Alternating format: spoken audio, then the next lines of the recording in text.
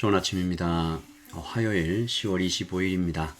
이제 10월도 얼마 남지 않았는데요.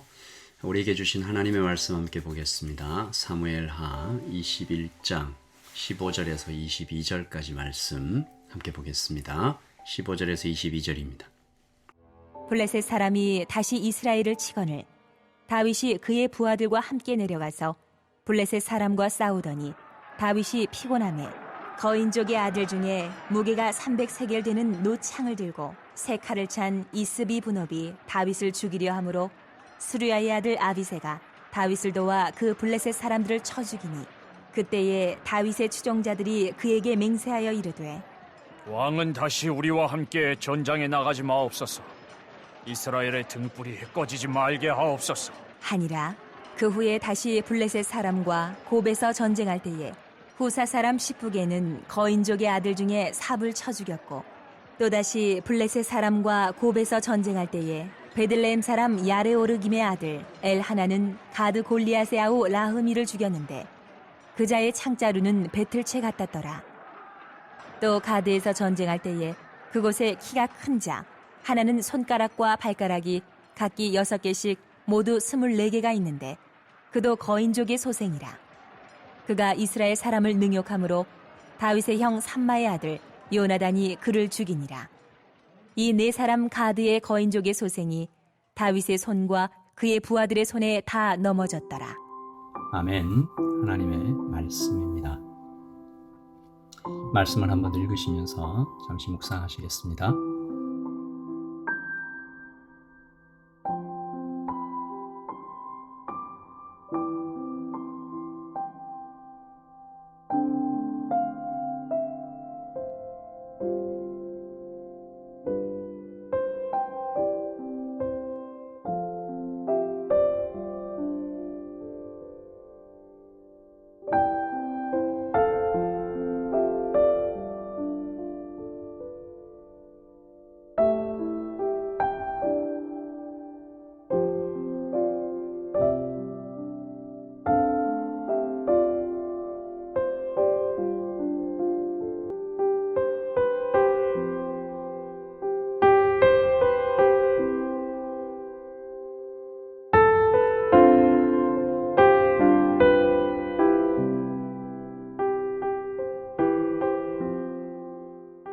오늘 저희가 21장 15절에서 22절까지 말씀만 보지만 사실은 21장의 앞부분과 연결해서 이 말씀을 이해해야 하고 21장의 앞부분에 굉장히 중요하고 특이한 사건이 이제 기록되어 있기 때문에 연결해서 잠깐 좀 보겠습니다. 21장 앞부분에는 3년 동안 비가 오지 않는 그러니까 팔레스타인이 굉장히 건조한 곳이잖아요. 근데 거기에 비까지 오지 않으니까 그것도 3년 동안 견딜 수가 없는 거죠. 이런 사건이 국가적으로 일어났습니다. 이 다윗이 이때 하나님께 나가서 묻지요. 하나님, 왜 이런 일이 생겼습니까? 엎드립니다. 저희가 사실 이 다윗의 질문에서 좀 배워야 할 것 같아요. 바람과 비의 문제가 생겼습니다. 천재지변이다 하고 지나갈 수도 있는데 하나님 앞에 나와 다윗은 묻고 있는 것이죠. 그러니까 우리 인생에 폭풍이 불어올 때 정말로 예기치 않은 어떤 재앙들이 발생할 때 엎어지고 넘어질 때 다른 사람이 아니라 하나님 앞에 나와서 조용히 듣는 여쭙는 그런 사람이 되기를 원하는 것입니다. 참 이런 다윗에게 하나님께서 대답해 주시죠. 21장 1절 말씀을 제가 읽습니다. 다윗의 시대에 해를 거듭하여 3년 기근이 있으므로 다윗이 여호와 앞에 간구하매 여호와께서 이르시되 이는 사울과 피를 흘린 그의 집으로 말미암음이니 그가 기브온 사람을 죽였음이니라. 그러니까 이 기근은 이 가뭄은 자연적인 일이 아니었습니다.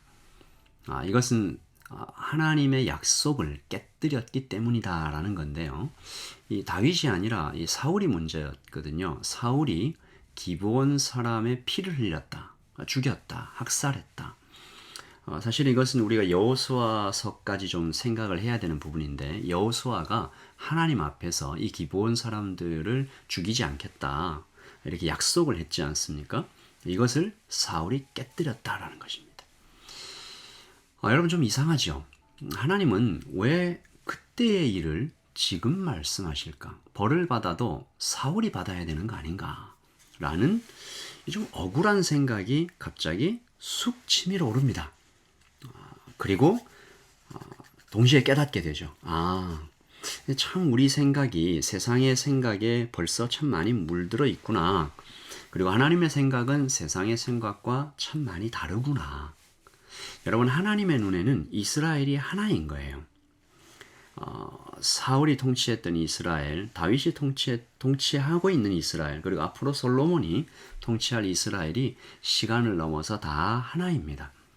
그리고 그러므로 사울의 죄를 다윗이 감당하는 것이 하나님의 입장에서 하나도 이상한 것이 아니에요. 그리고 동시에 우리는 이 사울의 죄를 다윗이 감당하는 이 모습에서 예수님을 볼 수 있겠죠. 다윗이 기브온 사람들을 부르지 않습니까? 잘못했다. 우리가 약속을 어겼다. 용서를 구합니다. 그리고 기브온 사람에게 어떻게 해주면 좋겠냐? 라고 얘기할 때 여러분, 다윗이 사울의 죄를 담당하는 이 사건에서 피가 흐릅니다. 기브온 사람들이 사울의 자손 7명의 피를 원했거든요. 그리고 다윗이 그들 7명을 나무에 매달아 죽입니다. 여러분, 예수님의 모습이 보이시죠? 죄의 삭슨 사망입니다. 피 흘림이 없으는 죄사함이 없습니다. 어긋나고 불합리해 보이기도 합니다. 세상의 이치와 전혀 맞지 않아요. 계속 억울한 생각이 들어요. 사울이 잘못했는데 왜 내가? 하지만 여전히 우리는 그날의 사건을 통해 구약 속에 그려진 예수님의 대속을 발견하게 되는 거죠. 사울의 죄를 다윗이 감당한다. 피가 흐른다. 나무에 매달린다. 그리고 21장 첫 부분에는 또 한 여인이 우는 장면도 보여요. 마치 골고다를 오르실 때 통곡하며 따라왔던 그 여인들처럼 그날도 아야의 딸 리스바라는 여인이 이 죽임당한 7명의 시체를 지키면서 밤낮으로 울고 있는 거죠. 언제까지요? 비가 내릴 때까지. 하나님의 용서가 이 여인의 눈물을 덮는 것처럼 하나님의 용서가 비처럼 내립니다. 이때 다윗이 선포하죠. 하나님이 용서하셨다. 그래서 이 죽은 자들의 뼈를 7명의 뼈를 정중히 거둔 다음에 왕족의 묘에 함께 장사합니다. 다시 말해서 그들의 명예가 회복되었고 화해가 선포되었습니다. 오늘 말씀은 이 21장의 이 앞부분의 사건과 연결되는, 그러므로 대속이 있었고 눈물이 있었고 화해가 있었고 그 다음에는 무슨 일이 생기는지 보여주는 말씀이죠. 결론적으로 말씀드리면 승리가 따라옵니다. 오늘 말씀 바로 앞구절에 보시면요. 14절이죠. 사울과 그의 아들 요나단의 뼈와 함께 베냐민 땅 셀라에서 그의 아버지 기스의 묘에 장사하되 모두 왕의 명령을 따라 행하니라. 그 후에야 하나님이 그 땅을 위한 기도를 들으시니라. 아멘. 여러분 보십시오. 그 후에야. 그 후 언제요? 다윗의 대속, 리스바의 눈물, 비를 통해 내린 하나님의 용서, 그리고 이스라엘이 다시 하나 된 그 후에 하나님의 기도응답, 그리고 승리가 이어지는 거죠. 여러분, 하나님의 기도응답, 하나님이 기도를 들으시니라는 말씀 바로 다음에 오늘 21장 15절에 블레셋 사람이 다시 이스라엘을 치거늘, 즉 전쟁이 일어납니다. 블레셋이 쳐들어오는데요. 이 쳐들어온 블레셋 사람들이 거인족이었다라고 기록되어 있어요. 큰 창을 들고 키가 큰 장수들이 기습해 들어오는데 다윗이 굉장히 힘겨워합니다. 지칩니다. 하지만 승리하죠. 이 승리가 예견돼 있었어요. 오늘 말씀 22절이 그 결론인데요. 이 네 사람 가드의 거인족의 소생이 다윗의 손과 그의 부하들의 손에 다 넘어졌더라. 아멘. 예견된 승리. 그리고 그날 또 하나의 축복이 이스라엘에 베풀어지는데 그날에 다윗을 도와 새롭게 일어난 장수들이 있습니다. 근데 이 장수들이 다 누구의 아들이에요? 스료야의 아들 아비세, 후사 사람 십부게, 야레오르김의 아들 엘하난, 삼마의 아들 요나단. 무슨 말이에요? 뉴 페이스입니다. 다음 세대를 이끌어갈 뉴페이스들이 그날의 전쟁을 통해서 이렇게 수면 위로 쫙 떠오르는 거죠. 그러므로 오늘 말씀은 아주 깊고 굉장히 파노라마처럼 쫙 펼쳐지는, 그리고 그 중심에 있는 하나의 메시지, 승리는 하나님께 달려있다. 승리는 하나님과 화목한 이후에 온다. 예수님의 대속, 공동체가 주님 안에 하나 되었을 때, 그래서 하나님과 화목되었을 때 승리가 찾아온다. 여러분, 이 하나님과 화목을 예수님께서 이렇게 얘기하셨죠. 하나님을 사랑하고 이웃을 사랑하는 것이 하나님과 화목하는 것이다. 그러므로 다시 처음으로 돌아가면 하나님은 이상한 분이 아닌 거죠. 좀 죄송한 말씀인데, 사울의 죄를 다윗에게 묻는 불합리한 이상한 하나님이 아닌 것이었습니다. 블레셋의 침략이 있기 전에 이스라엘을 준비시키신 하나님의 깊은 뜻이 있었던 거죠.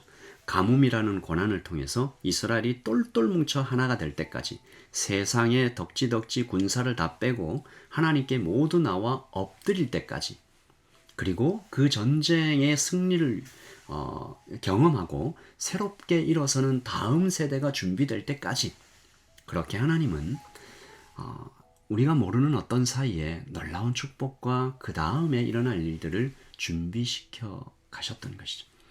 이제 이스라엘은 다윗을 이어갈 새로운 세대에 대한 희망을 꿈꾸게 된 것입니다.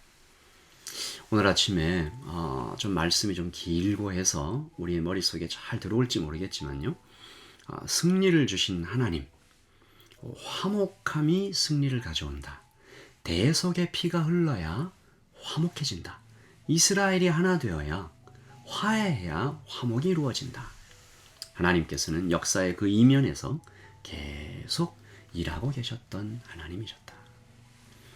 그래서 우리가 드려야 될 기도 제목이 정확하게, 아주 분명하게 떠오릅니다. 하나님, 하나 되게 해주십시오. 하나님, 우리 서로 하나 되는 것뿐만이 아니라 하나님과 화목을 이루게 해주십시오.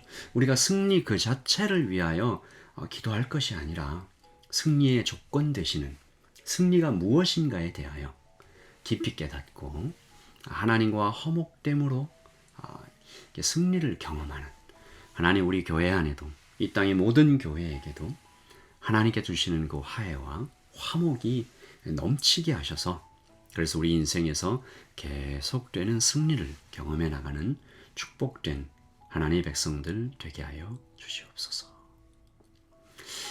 우리 같이 한번 기도하겠습니다. 아버지 하나님, 때때로 하나님께서 행하시는 일이 이해가 되지 않을 때가 있습니다. 사울이 지은 죄인데 다윗이 감당하라고 하십니다. 다 지난 일을 들쑤내시는 것 같습니다.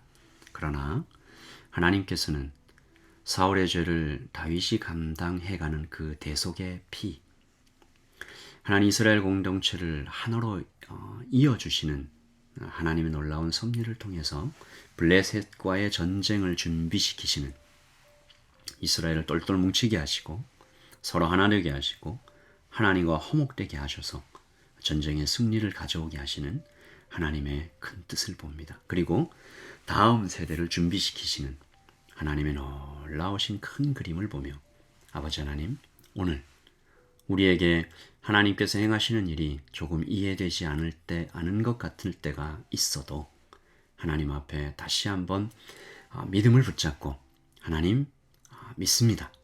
하나님, 지금은 이해되지 않지만 우리의 영적인 눈을 들어 하나님께서 우리를 위해 이면에서 행하고 계시는 그 일을 바라보게 하여 주시옵소서. 그래서 우리도 다윗처럼 승리를 경험하게 하여 주시옵소서. 아버지 하나님, 하나님과 화목되어야 승리합니다. 우리 서로 공동체가 하나 되어야, 화해하여야 승리를 경험할 수 있습니다. 이 두 가지 꼭 기억하고 오늘 하나님과 화목되지 못한 것 무엇인지, 또한 우리 가운데 화해하지 못한 것이 무엇인지 살펴보며 하나님께 더 깊이 나아가는 오늘이 되게 하여 주시옵소서. 주님 감사합니다. 예수님의 이름으로 기도합니다. 아멘. 네, 좋은 아침을 시작하신 우리 여러분 모두를 축복하고요. 굉장히 긴 비행을 끝내시고 한국에서 돌아오신 우리 성도님 축복하고 위로합니다. 힘을 내시고요. 저는 내일 아침에 또 하나님의 말씀으로 여러분을 만나 뵙겠습니다. 이 좋은 날씨에 하나님께서 베푸신 아름다운 자연을 잘 누리시기를, 그래서 하나님 만나고 어떤 대화 많이 하시는 오늘 되시길 바랍니다. 예수님의 이름으로 축복합니다. 샬롬.